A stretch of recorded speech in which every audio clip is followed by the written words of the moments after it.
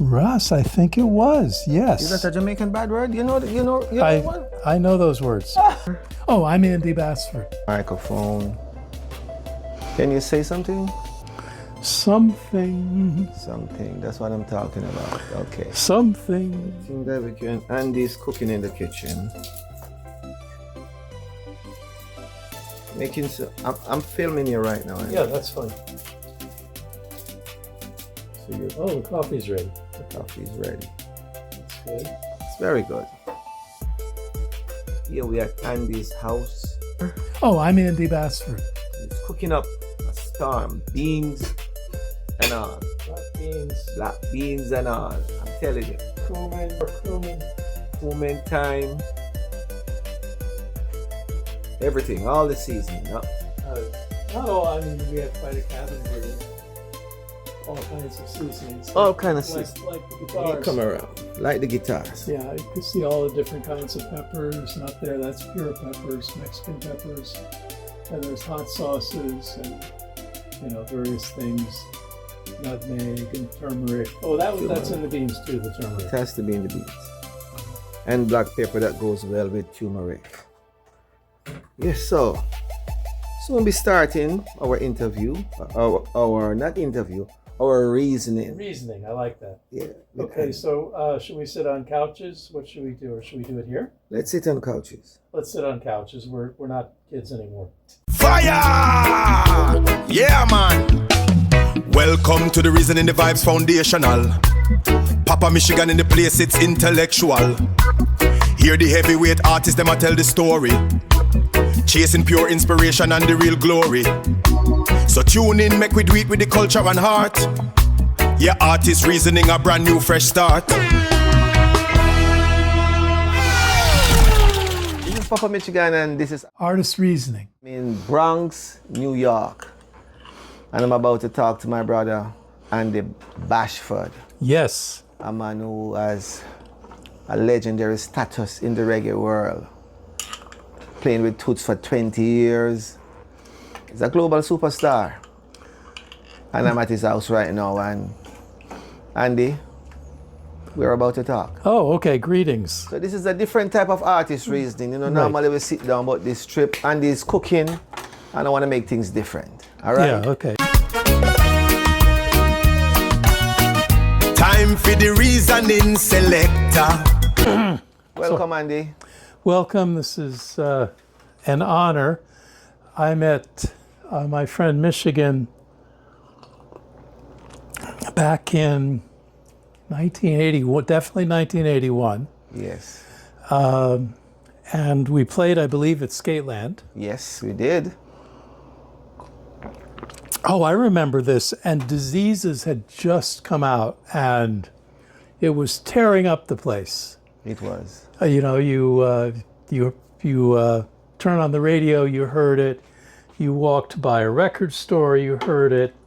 You walked by a dance, you heard it. And it was fun for me because I got to play a very cool part. Hold on.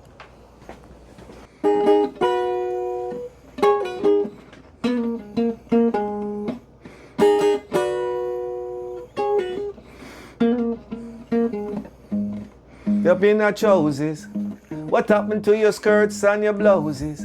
Why can't I, man, see you in your dresses? Got them things. Okay, well, that part was cool, but that wasn't what I liked about it. It was this part. Start again. Well, every day the girl and dress up in her trousers. What happened to your skirts? That's the original song. Right? Yeah. And and when you came into rehearsal, we were figuring out who was going to play what, and Bo P was playing rhythm, so he was going to do this, play with Lloydie. But in this case, we needed somebody to play that part, so we decided to put me on that part. Yeah. And that's just a fun part. I mean, there's nothing to it but one.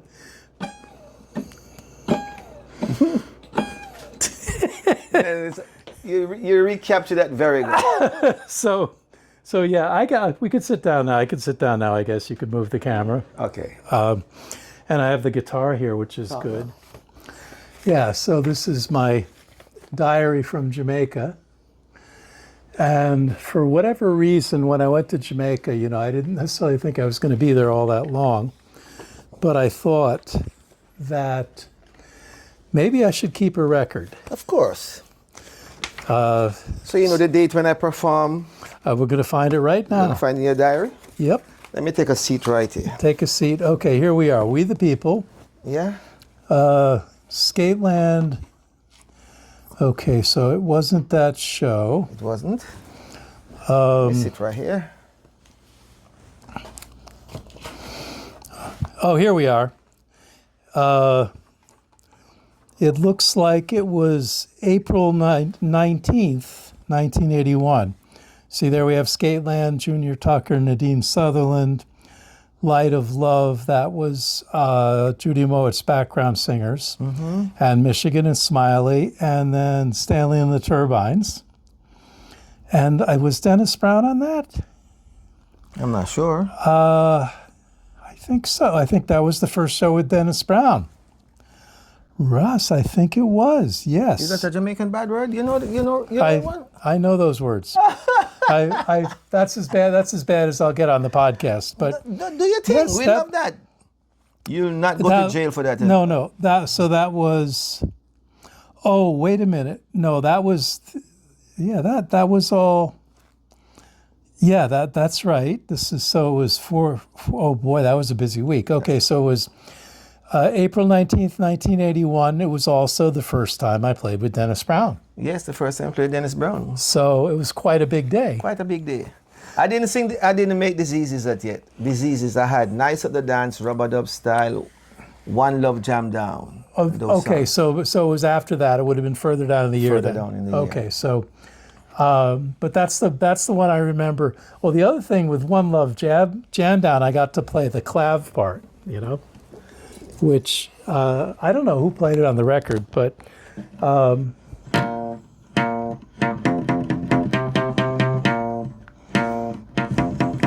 no more uptown.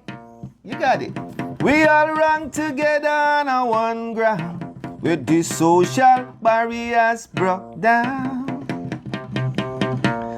You have it. So the special thing about this is picking by the bridge, which gives you different. You normally would pick here, Okay.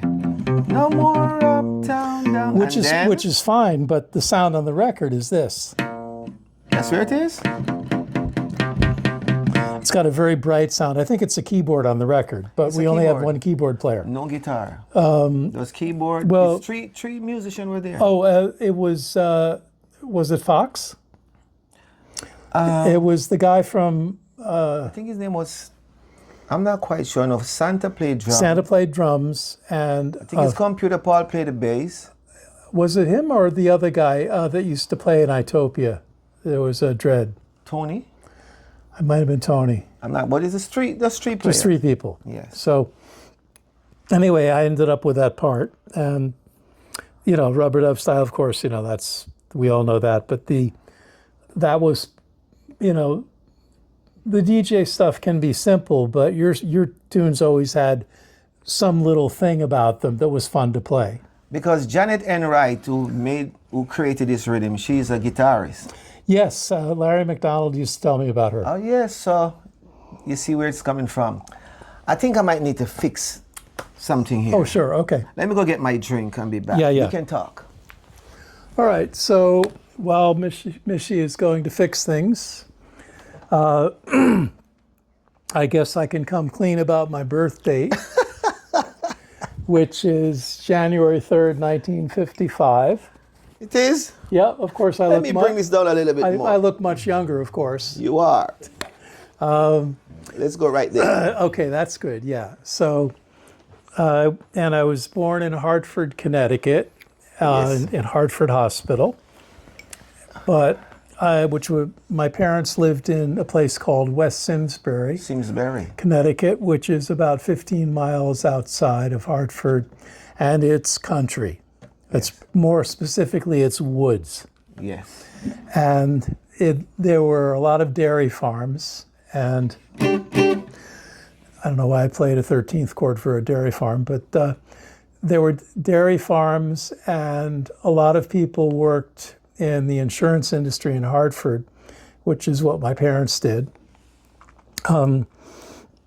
So it was a village of about 700-800 people. 700-800 people, I remember that. And the big excitement was riding our bicycles about 2 miles to there was a big farm called Tall Meadow Farms, and they had a little farm store, and they had little wax candies with like sugar stuff and sugar syrup inside. They were shaped, like different Halloween things. So the move would be to take your bikes and ride the 2 miles to the store and get these little candies, and then bite into them on the way home and chew the wax. That was the kind of excitement we had. That's a lot of excitement. I'm telling you, it was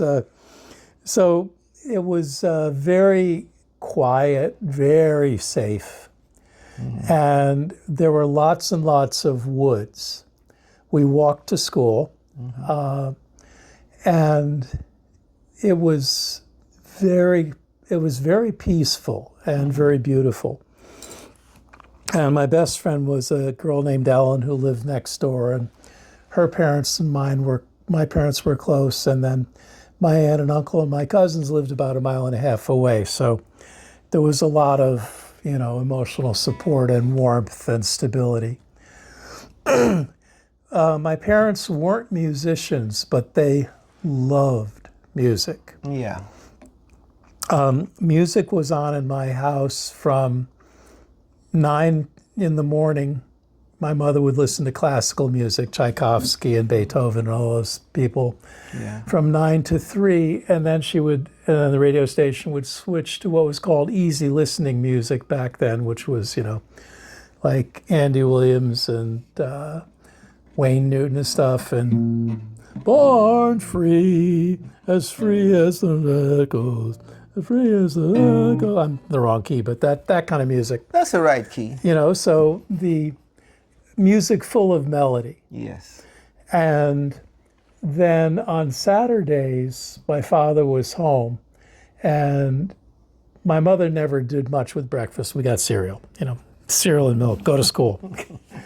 But my father liked to cook breakfast, so my mother would sleep in, and he would make bacon and eggs and so on and so forth, and, sausages and that kind of stuff. And while he did it, he would put on his jazz records. And that caused me to fall in love with jazz, and he was an early morning guy. So he'd be up at 7:30, 8 o'clock in the morning. You'd hear the jazz start, and you'd know it's Saturday, there's no school, Dad's home, hot breakfast. Hot breakfast, good. So I always associate jazz with that. Yes. And that was, I loved all the music, but jazz was really what got me. My father liked the very early jazz, like Louis Armstrong and the Dixieland people, King Oliver, Jelly Roll Morton. But his favorite musician was Duke Ellington. Duke Ellington. Yeah.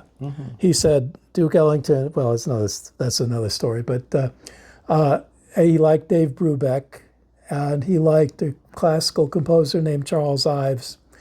So we listened to that, and then we would take a sip of the tea. Yeah, and go into downtown Simsbury, which was more excitement. And he would pick up his one suit from the dry cleaner and put his other suit in. And then go to the pharmacy and, we'd run errands and whatnot. And then we would go to the lumber store.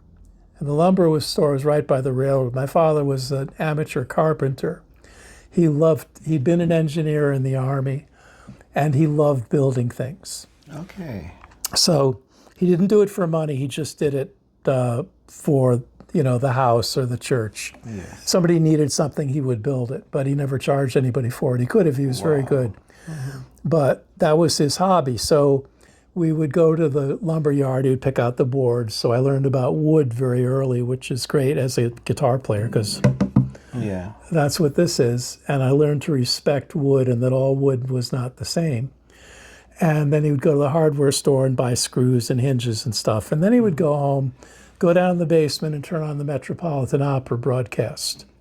So I got opera every Saturday, and that's one music that I just can't, it doesn't work for me.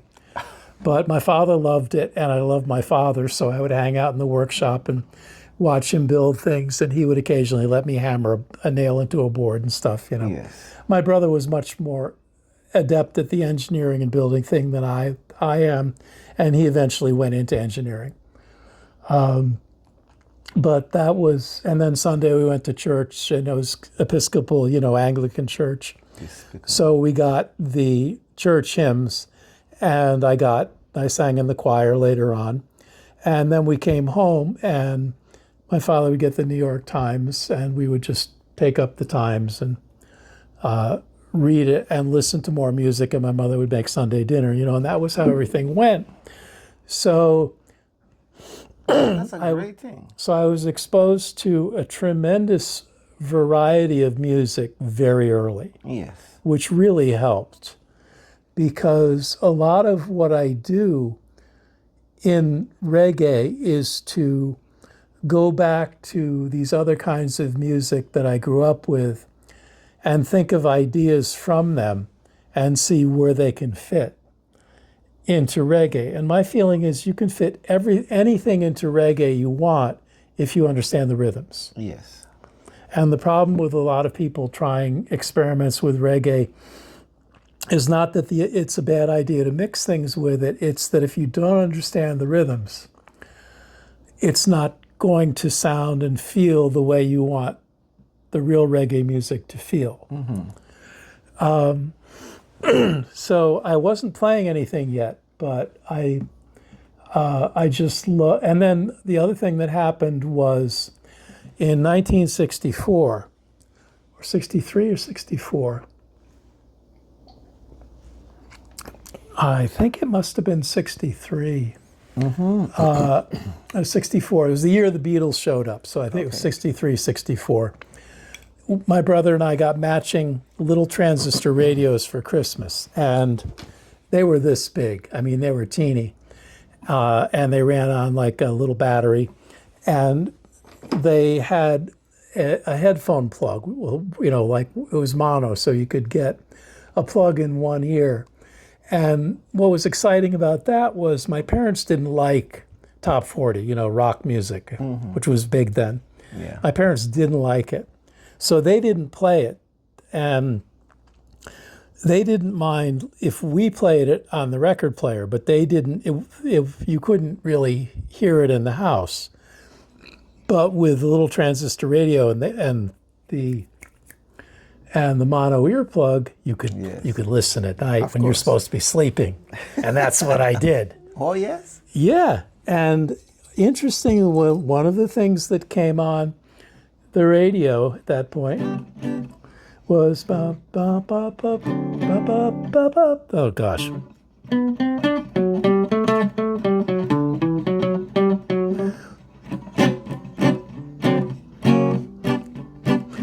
No more fussing and a fighting. Hold me tight. The Johnny Nash tune. Yeah. And that was played by Lynn Tate and the Jets. Okay. That was recorded in Jamaica. In Jamaica. And I used to love the tune, but I didn't know anything about where the people making the music were from. And this was the thing back then. Now, if you hear a tune, you can go to Apple Music and look, Shazam and search it. And go to Shazam. Apple Music, takes you to the artist page. You know, we didn't have any of that. What we had was the little music, the music coming out of the little speaker and whatever the DJ said about it. So one of the things that fascinated me about the top 40 radio was, in those days, if it sold, it got on the radio. Yes. It could be Frank Sinatra. It could be the Beatles. It could be the Rolling Stones. It could be Johnny Nash. It could be Desmond Decker. Yes. You know, and that was a big tune in Hartford tune also. Get up in the morning saving for bread, sir, so that everyone can have it. Whoa. Israelite. whatever it is. Beautiful song. Beautiful song. And that was on the radio, and I loved it, but I didn't know where it was from. Where it come from? And growing up in a small town, everybody pretty much has the same dialect and the same languages. It was a pure white people. So you didn't see any black people at the time? Well, there were tobacco fields in Simsbury at that time. There was a tobacco industry. Believe it or not, Martin Luther King actually lived in Simsbury for a summer while he was going to seminary school. And he worked in the tobacco fields to make money for school. Oh, yes? Yeah. I found that out years and years later. But we only saw them on Saturdays. They would come into town and they would send money home and buy booze and food and stuff.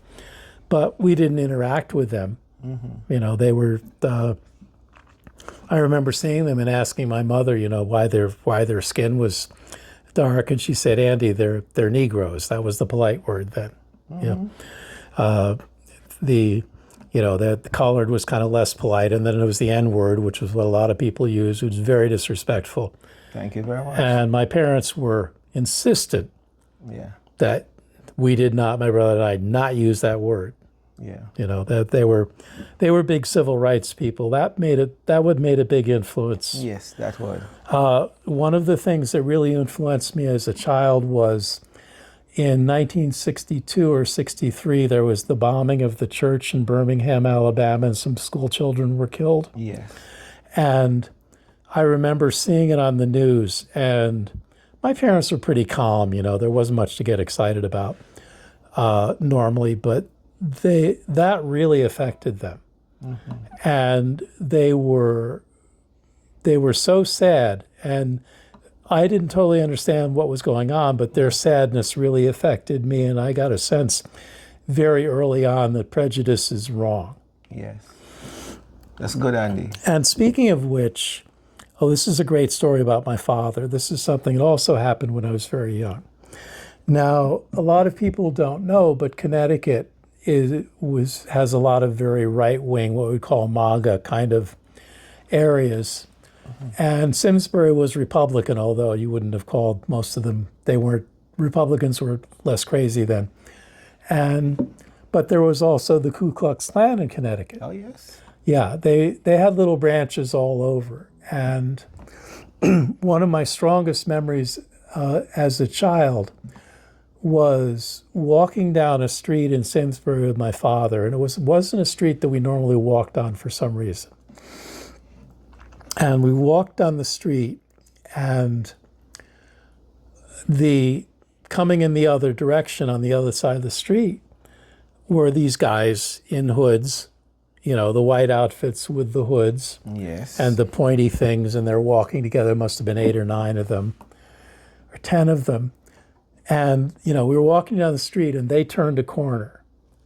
And my father was the most gentle person imaginable. But he'd been in World War II. He was a veteran. Yeah. So he wasn't, appreciate. Well, he had gone to war to fight people like that. Yes. My mother and father got married in 1942, and my father was in the Army a month later. Wow. And he was there for 4 years. So, he took that stuff very seriously. So the KKK people came around the corner, and my father and I were holding hands. And his hand went like this, and I don't think he even remembered I was there. He just clenched his hand. And it really startled me. And I felt his body get really tense, almost vibrating. And he looked at them, and a sound came out of his throat that I never heard him issue before or since. It was like a hiss, like a... Wow. And he let go of my hand, and he went out into the street, and he stared at them. Wow. And I thought, oh my God, my father's going to fight these guys. And, I'm this little kid. What do? I mean, I should help, but I'm a little kid. I don't know how to fight. Right. And they saw him, and they heard the hiss and the way he looked at them, like I couldn't see his face, but obviously he was, glaring at them. And they looked at him, and there was kind of this, you could see them kind of thinking, what do we do? And he caught the eyes of the guy who was leading, he stared him down. Finally, the guy's gaze broke, and they hurried up, the street on their side and went to wherever it was they were going. And he stared at them until they turned the corner. He didn't move. He didn't move. And, brave man. And so, of course, I'm a little kid. I needed an explanation. And my father came back to me and said, Andy, I'm really sorry about that. I said, Dad, well, what happened? Who are those guys? What was that all about? And he said, Andy, they're a group of people called the Ku Klux Klan. And I said, why do they dress like that? And he said, they dress like that to scare people. And I said, why do they want to scare people? And he said, well, they hate Negroes. I said, they hate Negroes? And he goes, yes. I said, Dad, why would anybody hate Negroes? The only Negroes I'd ever seen were these tobacco worker guys and the musicians on my father's record collection, like on the album covers. Yeah. And those guys were all dressed up in suits and ties. I thought all black people wore suits and ties. If they weren't, they were either in the tobacco fields or they were wearing suits and ties and playing with Duke Ellington. That was all I knew about black people. And neither of those things was scary. Or, like my father revered these people. My father revered musicians. So as a little kid, I'm going, Dad, why would anybody hate Negroes? I'm thinking, they play jazz. Why would anybody hate them? Right? And he said, well, Andy, it's a long story, but basically they hate anybody who's different from them. They don't just hate Negroes, they hate Jews and they hate Catholics. But they hate Negroes more than any of the other people. And they hate people who don't agree with them. And I said, well, why do they wear the masks? And he said, they're scared. They're cowards. Wow. They're ashamed of, part of them is ashamed of who they are and what they're doing. They know it's wrong. They're scared. You're scared. They're cowards. They don't want people to see their faces. They don't want people to know that that's who they are and what they do. And never heard it that way before.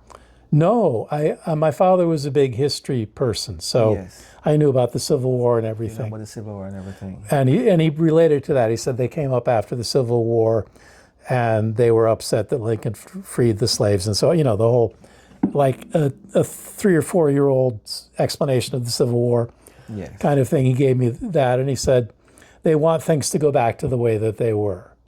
But the way that it was wrong, and we can't allow that to happen. We can't ever go back to what that was. So my poor father, I miss him every day, but I'm glad he's not here to see this stuff now. Wow. Because he might be out in the street again. So with a hiss. so there was that, and but I also grew up with people who used the N-word all the time and talked all kinds of terrible stuff. And it was the civil rights movement too.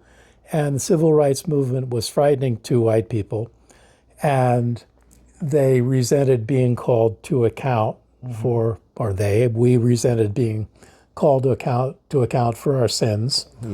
And, and resented, Martin Luther King and everybody rubbing our face in our history and saying this has to be fixed. It has. So it was, there was a lot of that stuff in the air at the time as there is now. We go through cycles with this stuff in America, and now we're in a bad cycle. We were in kind of a bad cycle then.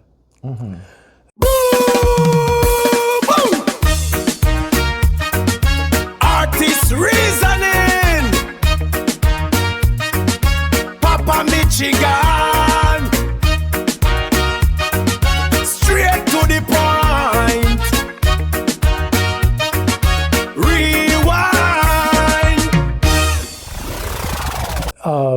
but apart from that, growing up in Simsbury was very, very peaceful. These things happened, but they were far away. Far away.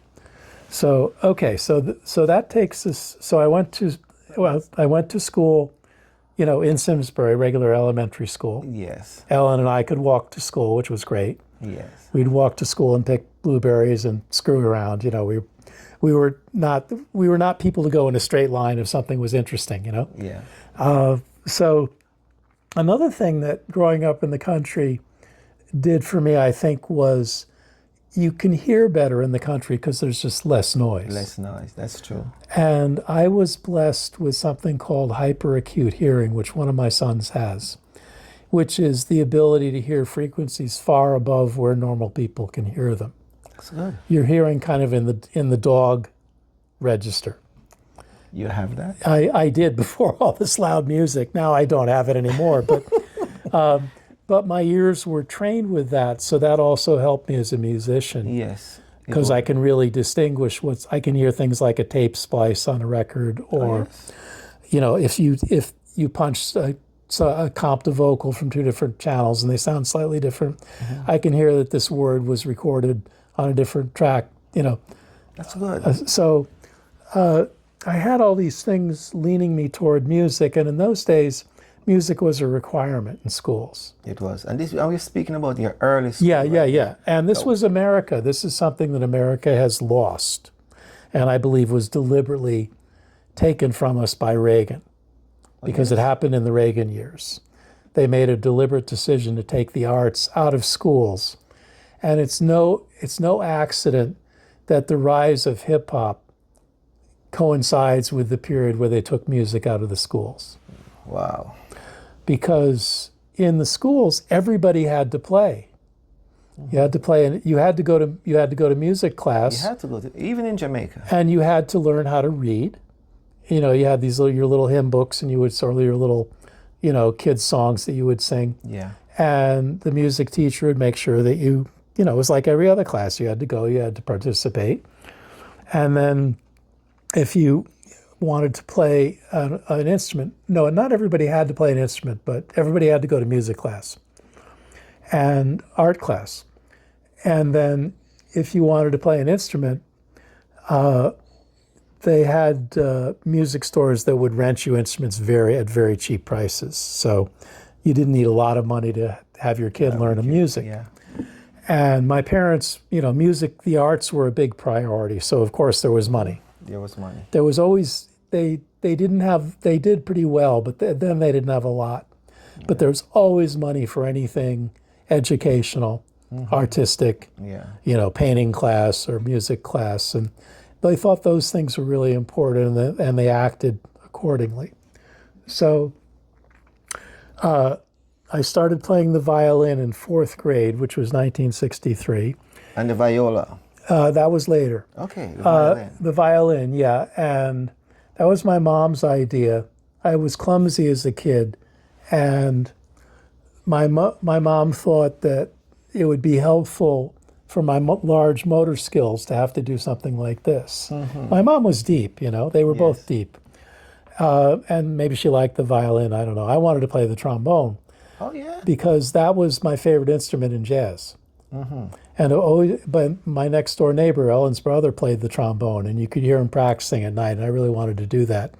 But I had buck teeth, so I needed braces, and braces and the trombone don't go together. Don't go together. So I had to wait for my dear beloved Nambo to be in a band with a real trombone player. Right.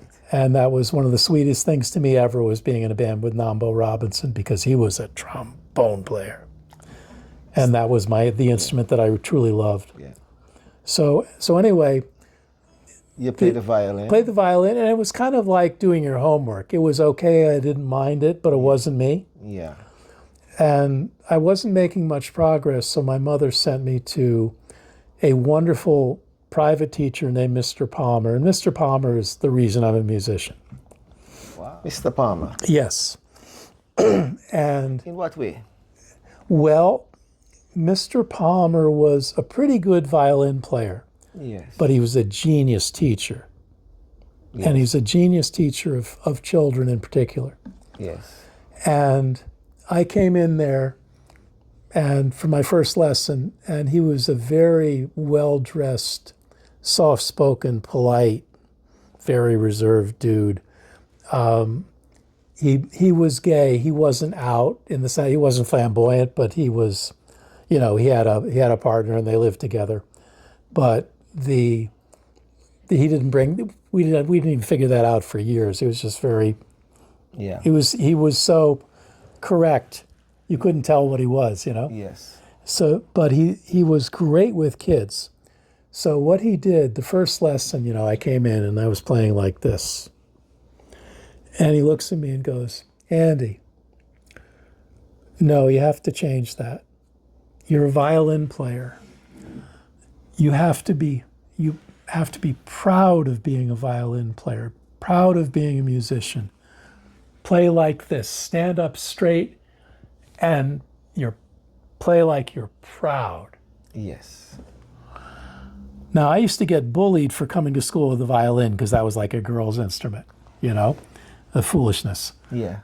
So here I had this guy is saying, be proud of this thing you're getting bullied for. And I went, yeah, this feels better. Yeah, I feel better. I'm a violin player. I'm supposed to be proud. I'm not supposed to be meek. Yes. So that was just the first of many things that he taught me. Yes.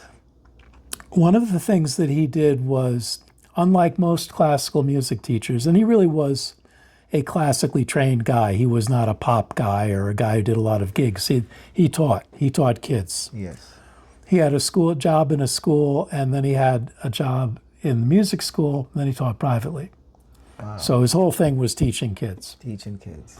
And one of the things that he always did was he made you compose something. And in classical music, composers and performers are very different. A guy sits in his studio and writes the symphony, and then he goes to the rehearsal and passes out the parts, and everybody plays the parts. The guys playing the parts aren't involved in the writing at all. No. They're just reading what's on the paper. Mm-hmm. And I knew how to do that because I played in orchestras. I learned that early. But Mr. Palmer's thing was, every student, to understand music, you should understand what it takes to write music as well as perform it. That's good. Very, very That's advanced good. for the That's 60s. Good. That's good. So he said, after about 6 months, he said, Andy, next week I want you to bring in a piece that you wrote. I said, you want me to write a piece? And he goes, yes, it doesn't have to be long, but write something Yes. and bring it in.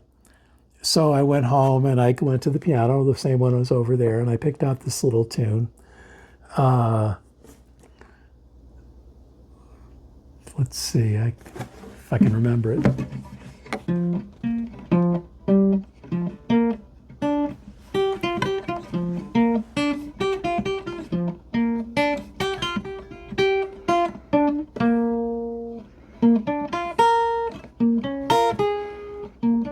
It was something like that, some little thing. Yeah.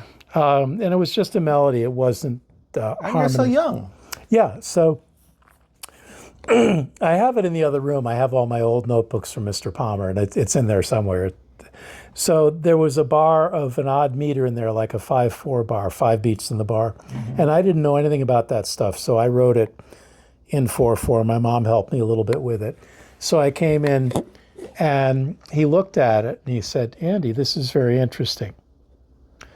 Could you play it for me? So I went to the piano and played it, and he said, oh, you made a mistake in the notation.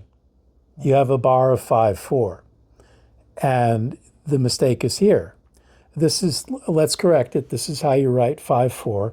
You write 5/4, and you have 5 beats for that bar, and then for 4/4, you put a 4/4 in the next bar.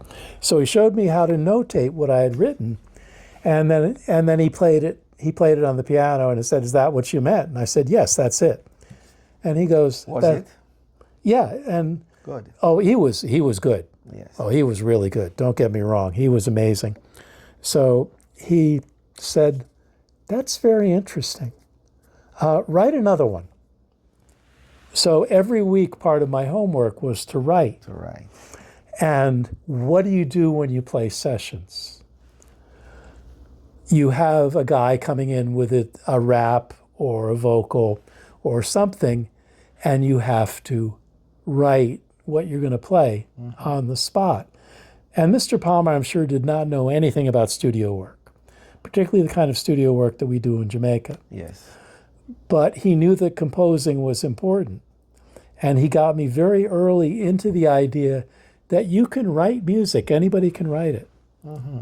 And the compositions became a big part of the lessons. He really pushed me. And I loved him. I thought he walked on water after my father. Those are like the two guys, you know? Yes. And he after a while, he had these little parties at his house, and he had all these exotic instruments in his house.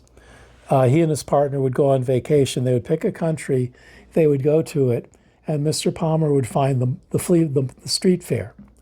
And he would go and buy whatever the local instruments were, bring them back, and try to figure out how they worked. Wow. So he had a whole room in his house full of instruments from all over the world. He had a sitar, you know, the Indian thing. He had a tambura, he had an oud, he had all kinds of stuff. And he had a guitar. And by this time, I was really interested in the guitar. I was already interested in, you know, the Beatles and stuff. I loved the Beatles. Yes. But what really got me was seeing B.B. King. B.B. King. I was going to ask you about B.B. King. Okay. So TV was limited in my house. Yes. Had to be uplifting. We could do cartoons on Saturday morning, but that was it. 12 o'clock, TV done. Yeah. So my mom was working. By this time, I was in private school, private high school, which was a very important thing because I ran into actual black people for the first time. Yes. And I got to hear what they listened to on their little radios, Yes. which was something I didn't know about. R&B. R&B. Right? So, And you love the blues. and I loved the blues. So what happened was my mom had gotten a job at a music store as a bookkeeper to pay for the private school. Yes. And there was a guitar teacher there from Texas, you know, and Texas is all about the blues. A very good guitar player named Bert Teague. And he could really play. He was the best guitar player any of us had ever seen. And he was teaching at the music store, and he used to talk to my mother about me, and he said, you know, Andy likes the blues. He ought to see this guy, B.B. King. There's a special on public television about B.B. King. Yes. And if he's not, you know, if he's not doing anything Saturday night, he should watch it because B.B. King is the king. He's the best. So it was music, it was educational TV. And so it was okay. So I got down there to watch it kind of late. I think it started about 10 minutes. And you can actually find this thing. It's on YouTube, the actual thing that I saw. Wow. And so I was listening. So I turned it on, and there's B.B. King. He's got a suit on and a tie, and he's got his band, and he's playing a song called "I've Got a Mind to Give Up Living and Go Shopping Instead," which is, you know, famous, standard blues song. And he's killing it. He's sweating. He's got, his tie is, he's in a suit, but he's working, he's sweating. His face is all scrunched up, and he's the best singer I've ever heard in my life. Yes. I've got a mind to give up living, and I'm going, what is this? But he's not playing any guitar. And B.B. King didn't play guitar while he sang because he wasn't coordinated enough. Okay. It was actually a weakness. When he could afford it, he always hired another guitar player to play rhythm. So he would just play the guitar in between the vocals, and then he would take his solos. Yes. So he sings a couple lines, and then he goes, what's that? I want him to play that. I want him to play something again, right? So Yes. he goes, he sings another verse, and then he goes into his guitar solo. As he,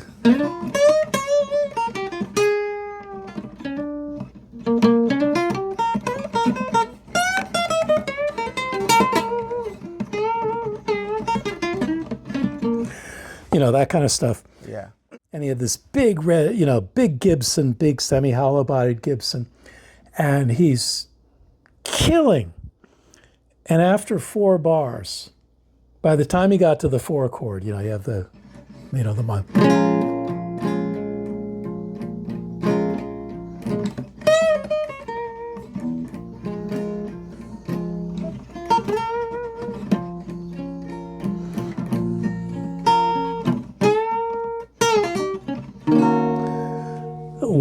When the band hit that chord, I was a guitar player. I just didn't have a guitar yet.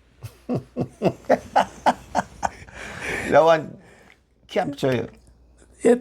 Missy, it was done. It was like a stake through my heart. Yes. Or you can do that. It wasn't about knowing I could do it. It was, wow, this is what I'm going to do. This is what I'm going to do. And I didn't have a guitar. Yeah. So, I watched the whole special, and my mom said, how was it? And she came down and watched a little bit, and she said, oh, he's very good. This was the problem. That was a problem? Yeah, I grew up in this house full of books, full of people who read and studied, and my parents went to college for fun. They would audit classes, they would just go and be around the young people, and they would do the homework, and they just weren't doing it for credit. They're just doing it. That's what their thing. They loved education, but being around people that wanted to learn. Yeah. So, and they were in the insurance business, and my father had been a lawyer, and he'd been an engineer, like high-level, skilled kinds of intellectual jobs. Intellectual jobs. And I was good in school, so the assumption was Andy is going to go to college and be a lawyer, or go to an insurance company, or be an engineer, or maybe teach, college, like that. That was kind of what they thought. Something stable that paid decently and contributed to the world. That was the thinking. Yes. Okay, so here I am, 13 years old. This is 1968. And I'm already playing and writing music. And I was not a classical guy, really. But that was the music I was studying. And Mr. Palmer was also the conductor for the orchestra. And he was a brilliant conductor, and the orchestras always sounded great. And that part was fun. Playing in an orchestra, following the conductor, and playing as a unit to make something really happen. And that skill was so valuable when I got into bands and things like We the People.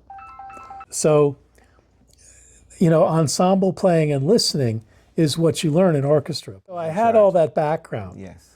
But, and the expectations were, you're going to go to college, you're going to do what, normal middle-class people in America do. Yes.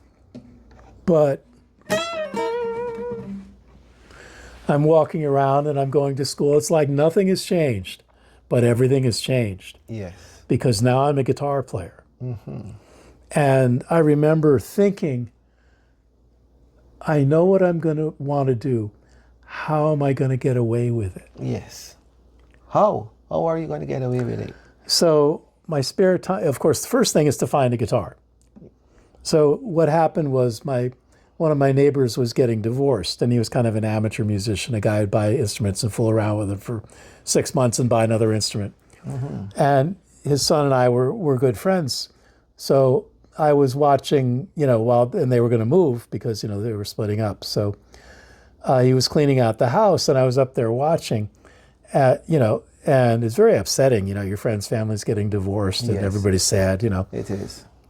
So he had this guitar on the wall, this electric guitar. And I was already playing bass by then. It's another story, but a band I knew needed a bass player, so I got a paper route, and I hated working, but I got a paper route and saved enough money up, and my parents went half with me, and we got a little bass and an amplifier. Nice. So I was playing bass, but playing bass. That wasn't, I liked it, but that wasn't quite me either. Yes. That was closer. But when I heard the guitar, that was like, oh yeah. So he had this guitar on the wall, and he said, Andy, do you want the guitar? No, I said to him, you know, what are you going to do with the guitar? He says, I'm going to get rid of it. You want it? And Just I like go, that? yeah. And he was pissed off. You know, he just wanted to get out of there. You want it? I said, yes. How much? He says, $5. You never saw anybody run home so fast. Got my piggy bank out, you know, counted my dimes and my nickels and my quarters and stuff, and ran back up and gave him the $5, and he gave me So you purchased your first guitar. $5. And That's good. and then he threw in a very interesting guitar called a lap steel, which is a guitar you put on your lap and play like this, you know. Oh, I see. Yeah.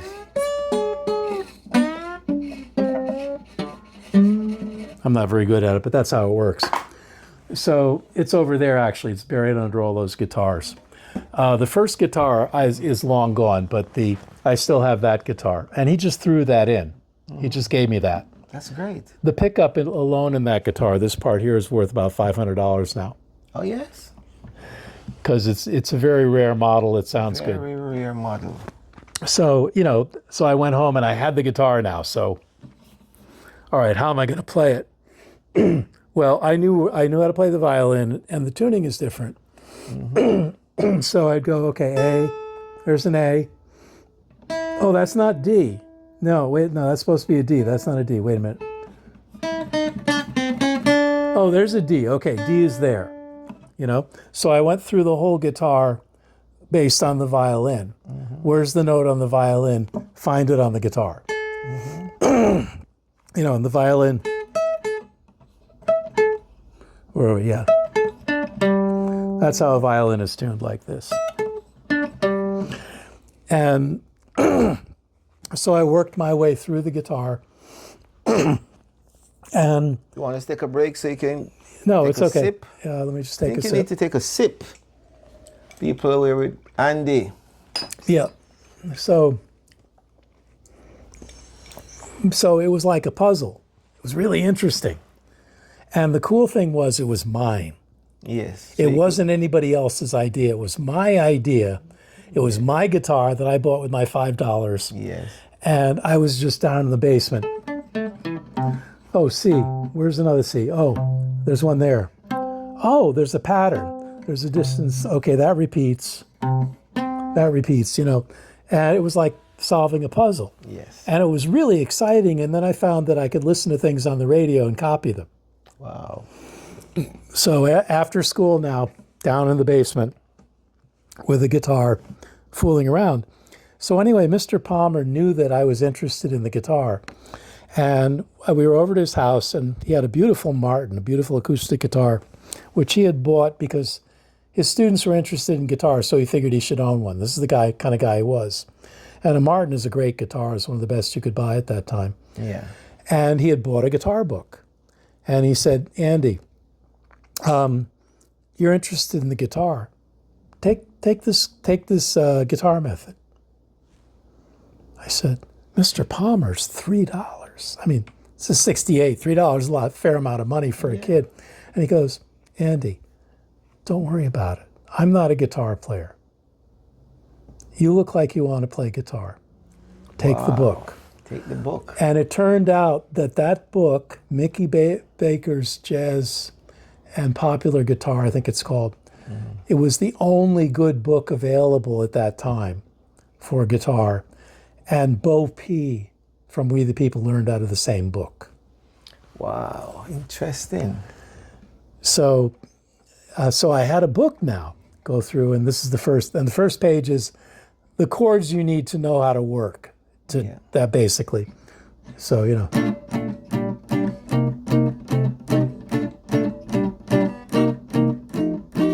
You know, and then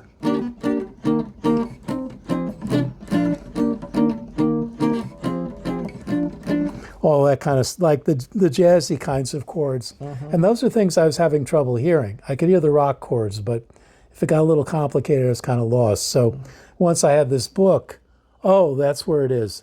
Yeah. More doors. Yes. You can see now. You can see. Clearly. So, and all the time, you know, I'm being a good child. I'm doing well in school. I'm not getting in trouble. I'm glad. Staying away from drugs, because drugs were big then. Yeah. Wow.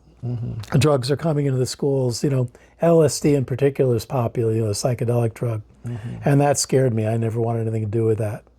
That's good. So anyway, I was into the guitar, and then it wasn't long after that I got into a band. And the band had gigs. That's what I'm talking about. And it was called Granite, and Granite is a very tough rock. It is? And it's the state rock of Connecticut. Oh, yes. Connecticut has a state rock, and it's Granite. So we were the hard rock music of Granite. That was our promo thing. And a picture exists. And we played things like, what did we play? It was loud. Played loud stuff. Whatever was loud. Oh, Dear Mr. Fantasy, the Traffic song. Like, no.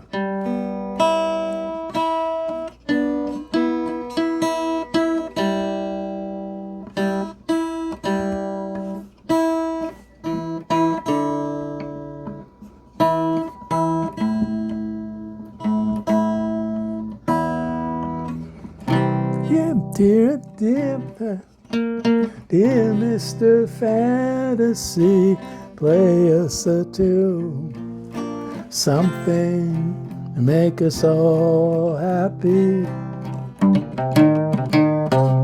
That kind of thing, right? That's good, Andy. So we were playing these kind of tunes, and we had organ, guitar, bass, and drums, and a singer. And we played, All Right Now Is Big,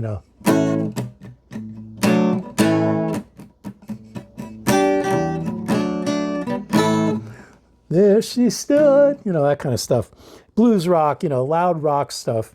Yes. And somebody in the band was good at getting gigs. I don't even remember who it was. Because I know you played a lot of gigs while in high school. Well, yeah, and we played battles of the bands. That was fun. Yes.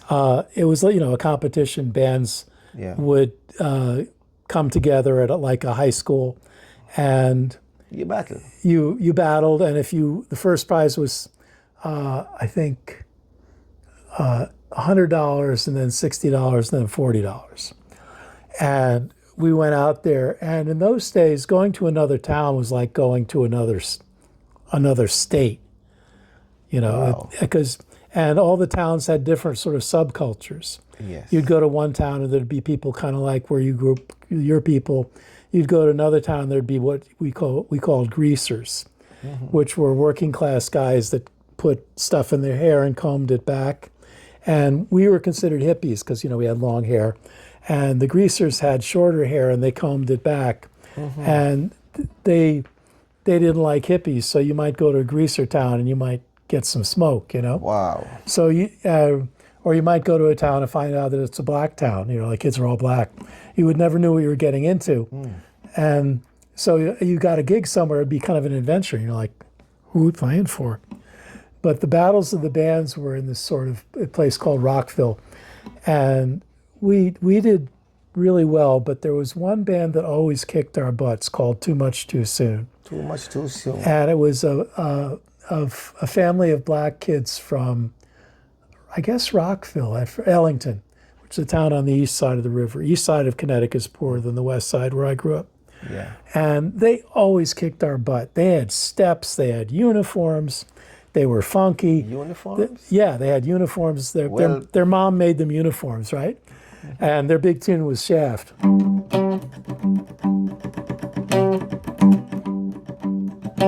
They had a guitar player named Willie Upshaw who had that stuff nailed. He's this kid in high school and he's playing like skip bits. They were great. And we would see them and go, oh, we're doomed. But we usually came in second or third, so we would come home with a $60. Yeah, but between five people, that was okay. $12, right? Yes. Yeah, guitar strings were $4, and an album was $3, and a 45 was, I think, $1. There you go. So you were good. You had some spending money. Very good. And and then you could do one or two of those a month, and then there were high school dances and church dances. So you do all of those? Yeah, school, anything. Anything. The nuns used to have the 7.5-inch ruler. This is the funniest thing, right? Because you play a Catholic school, and they didn't want close dancing with the students who were, grinding. Yeah. So the nuns would have this ruler. It comes in between. And again, you know, you're getting too close. Distance. You know, 7.5 inches. Boom! Artiste Reasoning! Papa Michigan! Straight to the point! Rewind! You were getting gig Yeah. all over the place. Yeah, and everybody was. There was work. It was not like now. Not like now. Particularly for kids, there was work. Kids playing for other kids. Yes. And the more you play, the better you get. Yes. So when I went to college, I went to Trinity in Hartford, and You went there to study philosophy. philosophy. Philosophy, right? That was my mom's thing, and I liked it, you know. Yes. So I went there not really knowing, you know, but I brought my guitar and my amplifier, and I found some kids that liked to play, and we would jam on Fridays, and then I would practice. I would practice all the time. I did well in college, but mostly what I did was play scales. Mostly playing scales. You know, Yeah.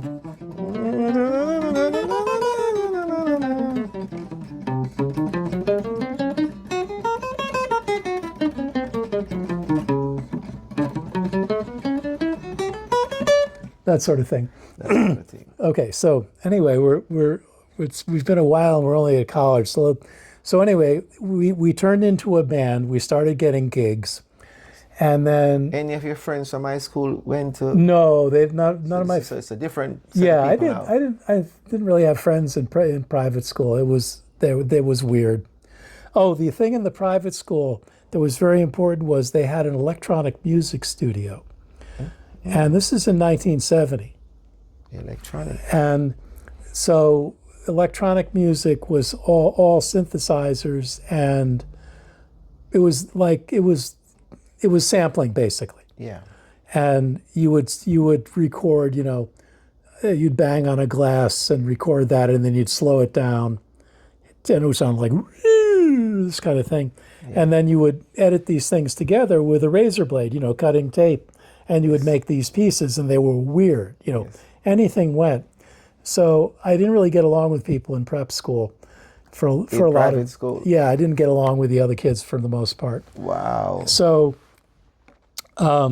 what I did was, if I didn't have a class, I was in the electronic music studio splicing tape Splicing tape. and learning about synthesizers. Wow. And if I had stuck with that instead of playing the guitar, I probably would have made a whole lot more money, because I was in that stuff before synthesizers had keyboards. They used to be like a touchpad on the telephone. Yes. And you would have to tune each note. Take the oscillator and tune it and get the pitch. And if you wanted a B flat, you had to tune the B flat, you know, check it on the piano, tune it to that, and then you had that on the little key. Yeah. And, you know, it was very labor intensive. You had to make sounds from scratch. And if you wanted something next to something else, you had to go and splice it with your splicing tape.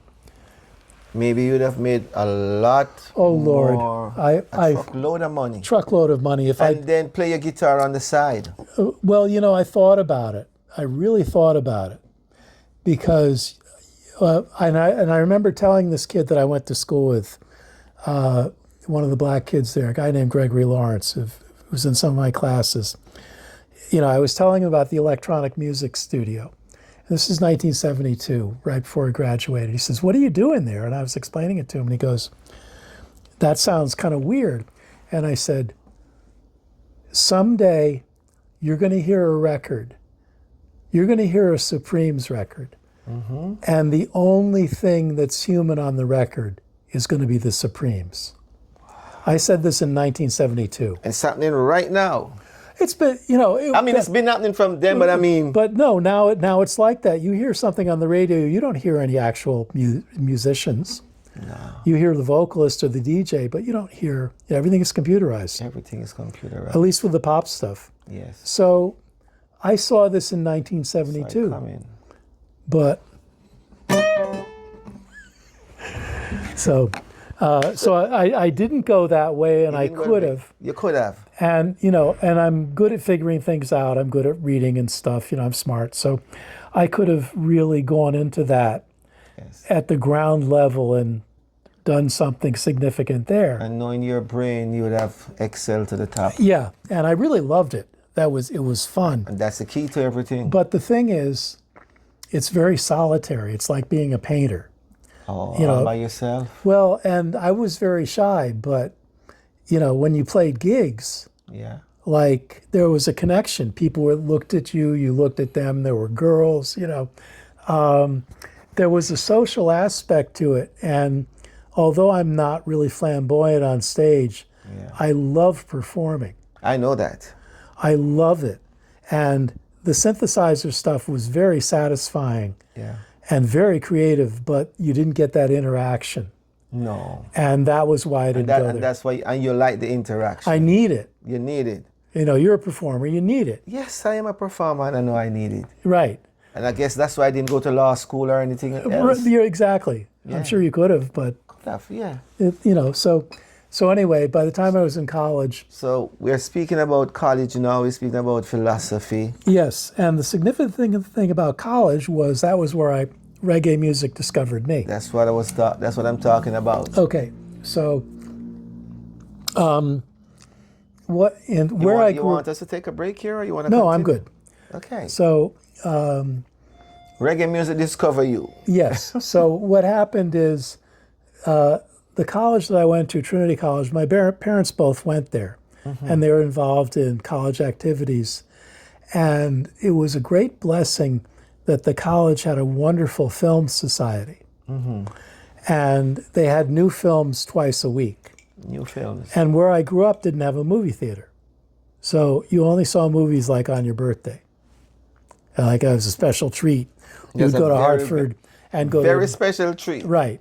So I went to college and there was a movie theater.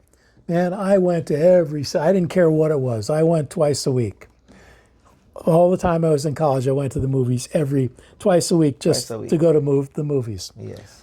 And at the end of freshman year,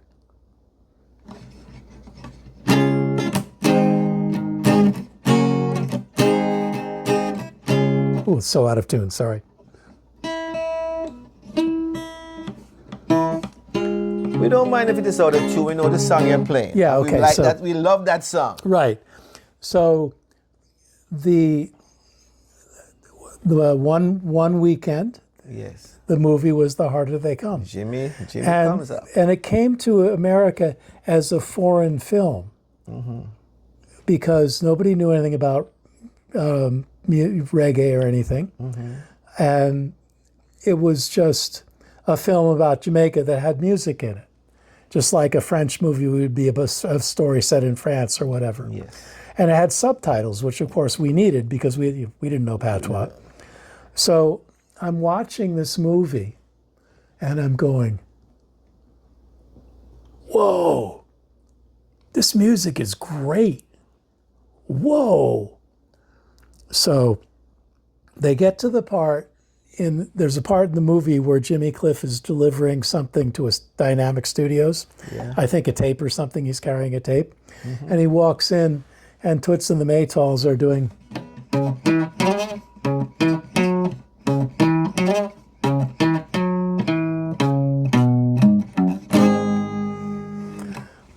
And Toots goes, empty in a room of cry. And I'm like... Grab you. What is this? This is like B.B. King. What is this? How come I don't know about this? What is this? So I just fell in love with Toots and the Maytals from that day. But, we're in America. What do we know about Toots? How do you find Toots and the Maytals? Okay. One way to find them. Well, here's the thing. They had a soundtrack album. Of course, I went and bought the soundtrack album. Yeah. I used to go to record stores all the time, even if I couldn't buy anything. I would just go and look at the records. So I took it home, and I started trying to play along with it, which is what I did with every record I brought. I tried to learn the songs. Yeah. And I found out that I couldn't play it. Couldn't play reggae. No.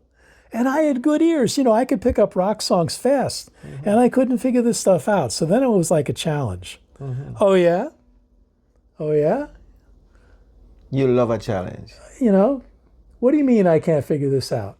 I'm going to figure this stuff out. So at that point, I was rehearsing on Sundays with my rock band, and we were playing gigs. We were playing this biker bar that had actual Nazis. These bikers were actual Nazis. They were called the NSKK. That was the name of their gang.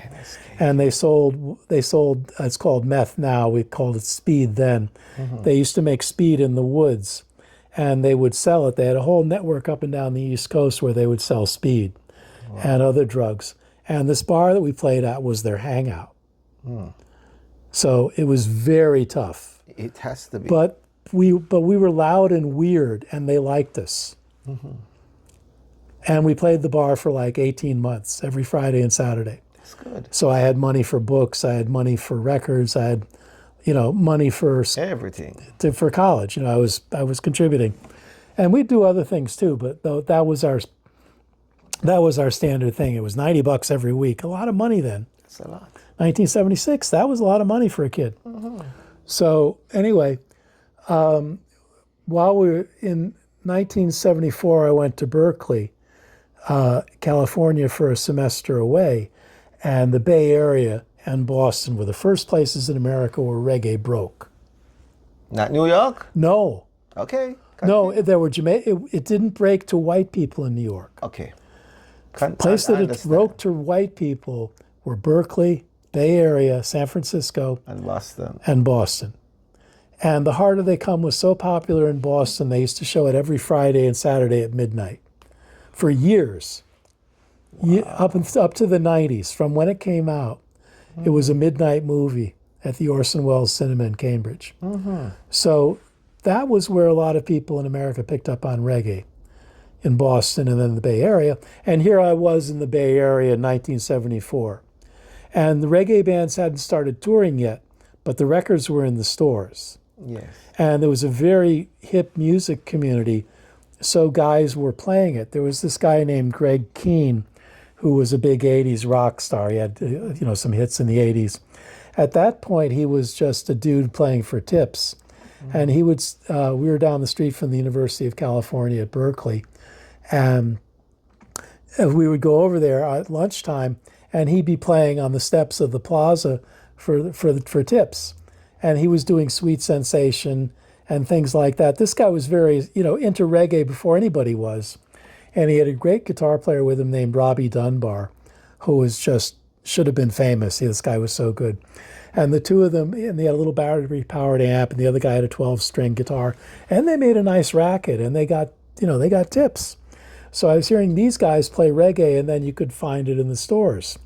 I got the first Bob Marley album, Catch a Fire, with the one that has the cigarette lighter cover. Yeah. It's only 5,000 of those made. I have one of them. You have one of them? Yeah. That's good. And then there was another Toots and the Maytals album or something. And my parents went to England, and I found a Toots and the Maytals album there. So I was kind of, gathering more material to work with. Yeah. But I hadn't run into any actual Jamaicans playing it. Not yet. Not yet. But what happened was I discovered, and Hartford is very segregated. North side is black people and Latin people. South side is white people. Okay. And Albany Avenue, Route 44 is the dividing line. But really it's, there's some, maybe Farmington Avenue, the next road south is the dividing line. North of Farmington Avenue, it gets blacker and blacker. Okay. And Trinity's in the south end. So, I didn't have a car or anything. So, and again, it's a mystery as how to get this stuff. Yeah. It's not like now you just download it or, yes. And you need the records to practice with. You need to play them over and over. You need a record to practice. So, it was this gospel show I used to listen to on Sundays. And after the gospel show, they had some Jamaican record stores had like little 15-minute things like they used to do in Jamaica. Coxsone would have like a little radio show for 10 minutes. Or you'd hear the newest thing from Studio One, Michigan and Smiley, whatever. And the people in Hartford were copying that, but I didn't know it. So it turned out one of the record shops was on Albany Avenue. And I went, wait a minute. There's a Jamaican record store in Hartford? Who knew? Okay. So Andy, public transportation now. And I knew where the record store was, and it's in the hood. In the hood. In the hood. And I'm going, okay. It's in the hood. It's Jamaican. It's got reggae records. Are you interested in this stuff or not? It's going to pull you in. So I got on the bus, and it's a good 45-minute bus ride all the way through the hood, Albany Avenue is one of the main drags of the hood. Okay. And the main street, you played at the West Indian Club probably in Hartford. One time. Yeah, okay. So that's North Hartford. That was where I started. That's where you started out. Yeah. So anyway, I went to the record shop, and I went to two of them, and the first one was they were selling weed, and they thought I was a cop, so they wouldn't talk to me. So I said, okay, this is not all white dudes are cops. Right. So, and I didn't want to buy weed, so they didn't offer, So I went to the next one, and it was a place called Belltone Records, and that was the key to the door. Yes. And the guy who ran it was a fellow named Dwight Barrett, who said he was related to Family Man. Wow. May or may not have been, but that was the story. Yeah. And he came in, and I came in, and he looked at me kind of, hello, what can I do for you? The Jamaican polite thing to white people that you don't know kind of attitude. Yeah. And I said, I'm looking for Toots and the Maytals records. And he goes, oh, okay. Yes, we have them. So he pulls down 5 or 6 albums, and he goes in and starts pulling out 45s. Artiste Reasoning, to be continued. And you are? Oh, I'm Andy Bassford. All right, cool. To be continued. Right. Okay. Easy now. Yeah, man. Time well spent, the reasoning level high. Inspiration blaze up in the sky. Enough respect to the artists we pass through. Give thanks to the listener, Papa Michigan bless you. Give thanks to the listener, Papa Michigan bless you.